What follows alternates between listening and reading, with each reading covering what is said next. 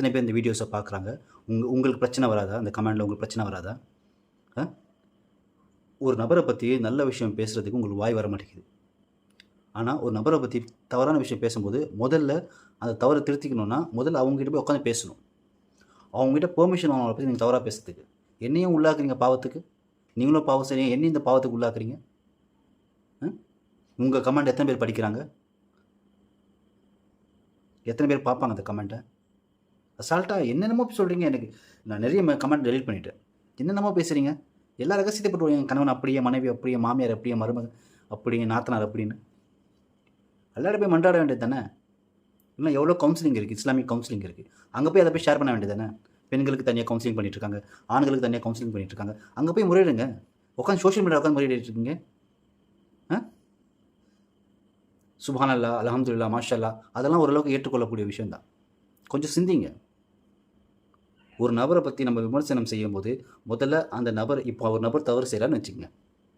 முதல்ல அந்த நபர்கிட்ட போய் நீங்கள் போய் தனிப்பட்ட முறையில் வந்து நீ செய்கிறது தப்புப்பா, இப்படிலாம் செய்யாது, இது அல்லாஹ்க்கு பிடிக்காது, இது நபி சொல்லி கொடுத்த வழி இல்லை, வாழ்க்கை வழி இல்லை அப்படின்னு நம்ம அங்கே போய் புரிய வைக்கணும். அதை விட்டுட்டு அவங்க இல்லாத நேரத்தில் வந்து நம்ம அவங்கள பற்றி பேசுகிறது மிகப்பெரிய பாவம் இல்லையா? அவங்களோட மாமிசத்தை தின்னது சமம்னு சொல்கிறாங்க நபி ஸல்லல்லாஹு அலைஹி வஸல்லம். நல்ல விஷயங்கள் நீங்கள் யார்கிட்ட எதுவுமே பேச தேவை. நல்ல விஷயம் 4 பேர்ட்டு நல்லா சொல்லுங்கள். ஒரு நபரை பற்றி நல்ல விஷயம் 4 பேர்ட்ட சொல்லுங்கள். ஒருத்தரை பற்றி விமர்சனம் செய்யும்போது உங்கள் கணவனை பற்றியோ, இல்லை உங்கள் மனைவி பற்றியோ, இல்லை உங்கள் சகோதரி பற்றியோ, உங்கள் நண்பனை பற்றியோ யாரை பற்றி நீங்கள் விமர்சனம் செய்யும்போது தனிப்பட்ட முறையில் அவங்கக்கிட்ட போய் உட்காந்து மன்றாடுங்க. இந்த சமுதாயமே இப்படி இருக்குன்றது கவலைப்படுங்க. யாரால் இந்த சமுதாயம் இப்படி இருக்குது? நம்ம ஒழுங்காக தொழுதுட்டு, ஒழுங்காக நோன்பு வச்சுட்டு, ஒழுங்காக ஜக்காத் கொடுத்துட்டு, நபி ஸல்லல்லாஹு அலைஹி வஸல்லம் சொன்ன வாழ்க்கை வழிமுறையில் நம்ம வாழ்ந்துட்டுருக்கோமா? நம்ம யாருங்க அடுத்தவங்க கதையை பற்றி பேசுறதுக்கு? நம்ம யார் அடுத்தவங்களோட குறையை பற்றி பேசுறதுக்கு? நம்மளுக்கு 1008 குறை இருக்குது. ஏன் அப்படி பண்ணிகிட்ருக்கீங்க நீங்கள்? என்னென்னமோ பர்சனல் விஷயம் என்னென்னமோ ஷேர் பண்ணிட்டுருக்கீங்க. எனக்கும் ஃபேமிலி இருக்குது இல்லையா? ஓப்பனாக பேசுகிறீங்க. நான் யார் கவுன்சிலிங்காக நடத்துகிறேன்? இல்லை உட்காந்து சப்ஸ்கிரைபர் நிறைய வரணும், வியூஸ் நிறைய வரணும்னு சொல்லி நல்லா வீடியோ போட்டுட்ருக்கேன்.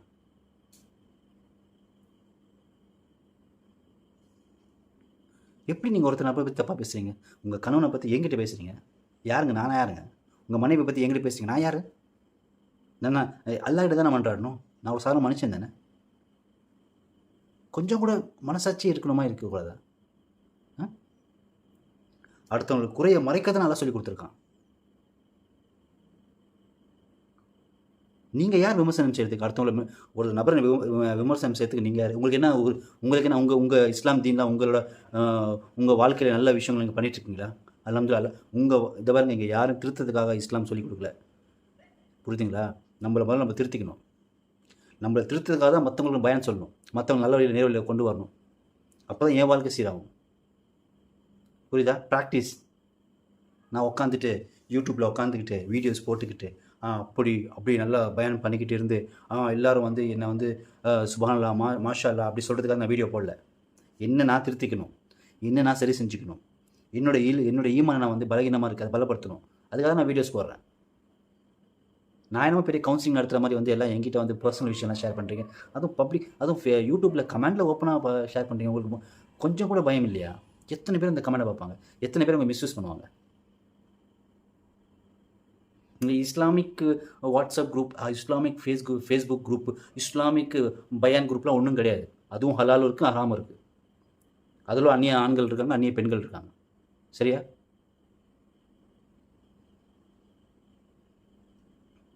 எனக்கு கோவம் வருது. எனக்கு போங்க இப்போ யாரை பற்றி நீங்கள் வந்து தவறாக இங்கே உட்காந்து பேசிகிட்டு இருக்கீங்களோ முதல்ல அவங்ககிட்ட உட்காந்து பேசுங்க.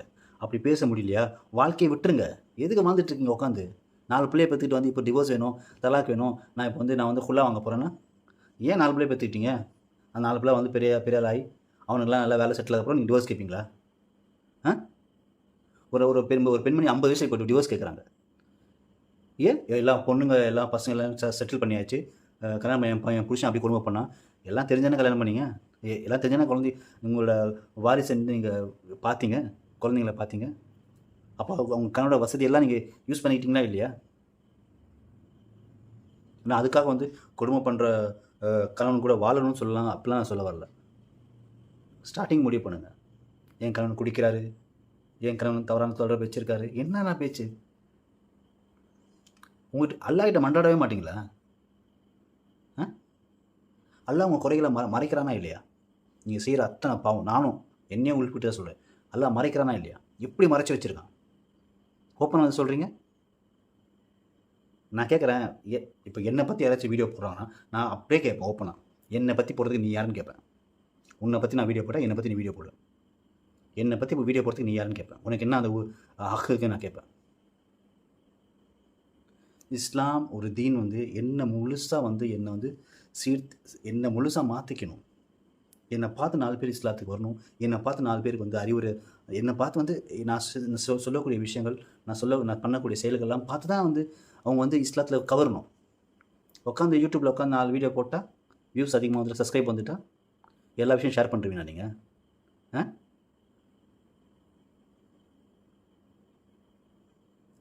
தயவுசெய்து சொல்கிறேன், நீங்கள் வந்து என்னை சப்ஸ்கிரைப் பண்ணலனா கூட பரவாயில்ல, என் வீடியோஸ் பார்க்கலாம் கூட பரவாயில்ல, உங்கள் ரகசியத்தை தயவுசெய்து வந்து ஓப்பன் மீடியாவில் ஷேர் பண்ணாதீங்க. அது யார் வேணாலும் மிஸ்யூஸ் பண்ணலாம். ஷைத்தான் சும்மா இருக்க மாட்டான். என்னென்னமோ பேசிகிட்டு இருக்கீங்க உட்காந்து கமெண்டில். நான் ஸ்கிப் பண்ணாமல் ஒன்று பார்த்து ஸ்கிப் பண்ணலன்னா என் மாமியார் என்ன ஏன் உங்கள் மாமியார் என்ன கொடுமை பண்ணுறாங்க? இந்த பாருங்க, பொது தளத்தில் எப்போவுமே வந்து ஒரு பொதுவான டாப்பிக்கை பற்றி பேசுங்க. மனைவி பற்றி, பொதுவான மனைவி பற்றி, என் கணவன் அப்படி, என் மனைவி அப்படி, என் மாமியார் அப்படி, என் நாத்தன் அப்படி பேசாதீங்க. நாளைக்கு அல்லா தஆலா அவங்க ஹிதாயத் கொடுத்துட்டாங்கன்னா நீங்கள் பண்ண எல்லா நன்மை அவங்களுக்கு போயிடும். அவங்கள உட்காந்து குறை சொல்லிட்டு இருக்கீங்க. வாழ்க்கை பிடிக்கலன்னா பிரிஞ்சு போயிடுங்க. கணவனை புரிய வைங்க, மனைவியை புரிய வைங்க.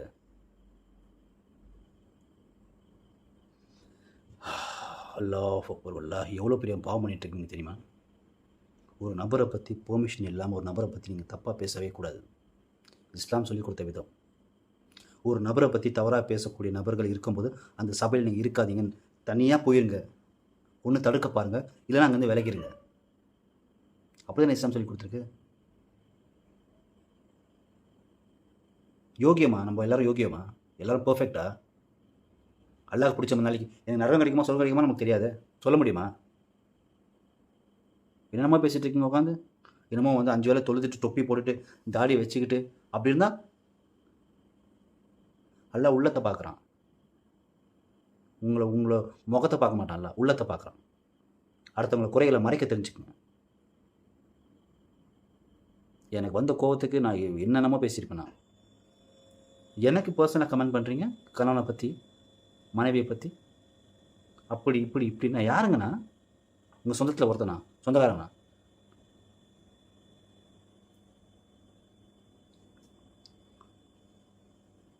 நன்மை ஏவி தீமை தடுக்கணும்னா எடுத்துன்னு போய்ட்டு எல்லா குறையும் சொல்லிட்டு இருக்கணுமா?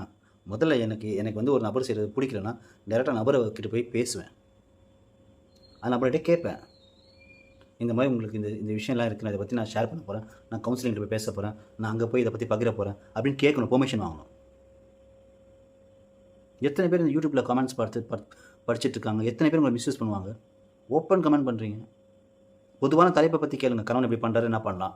சில கணவர் மகள் இப்படிலாம் இருக்கிறாங்களே, என் சகோதரியோட கணவர் அப்படி இருக்காரு, என் சகோதரி மனைவி அப்படி இருக்காங்க, அப்படி கேளுங்க. எதுக்கு உங்கள் பர்சனல் விஷயத்தை கொண்டு வரீங்க வெளியே? நான் இங்கே உட்காந்து கவுன்சிலிங்கை நடத்திட்டு இருக்கேன். சரி, பொதுவான டவுட்ஸ் கேட்கலாம், அதெல்லாம் தவறு கிடையாது. எனக்கு தெரிஞ்ச வரைக்கும் நான் உங்களுக்கு இன்ஃபர்மேஷன் கொடுப்பேன். அப்படின்னா எங்கள் ஹஸ்பண்ட்கிட்ட நான் கேட்பேன். புரிஞ்சுக்குங்க. உட்காந்து இந்த நீயானா இந்த விஜய் டிவியில் உட்காந்து என் புருஷன் அப்படி பண்ணுறாரு, என் பால் எப்படி பண்ணுறா, இது இல்லை. இது அவங்களோட கலாச்சாரம். நம்ம கலாச்சாரம் அப்படி கிடையாது. ஔரத், பாதுகாப்பு, ரகசியம். போங்க, இஸ்லாமிக் கவுன்சிலிங் சென்டர் எவ்வளோ இருக்குது, போங்க, உட்காந்து உரையாடுங்க. உங்கள் கணவனையும் கூப்பிட்டு போங்க. வர மறைக்கிறா, நீங்கள் மட்டும் போங்க, பேசுங்க, கொள்ளுங்க. ஒத்து வருதா வாழுங்க, ஒத்து வரலன்னா பிரிஞ்சிருங்க. குழந்தை குட்டிகளாக ஆகிட்டு அப்புறமா நீங்கள் போயிட்டு அங்கே கவுன்சிலிங் உட்காந்து என் கணவன் அப்படி பண்ணுறாரு, இப்படி பண்ணுறாரு, இப்படி செய்கிறேன், அப்படி செய்கிறேன். துவா வேணால் செய்கிறேன், நான் துவா வேணால் செய்கிறேன். வேறு என்ன பண்ண முடியும்? உள்ளங்களை மாற்றக்கூடியவன் நானா இல்லை அல்லாவா?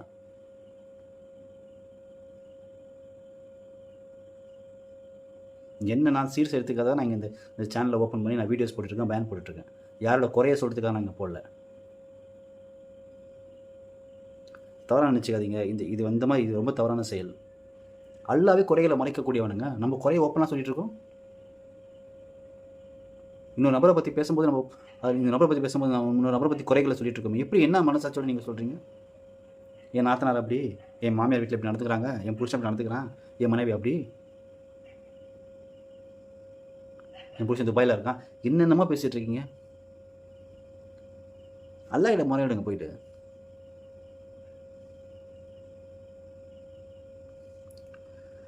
வல்லாஹி எங்கே போயிட்டுருக்கோம் நம்ம?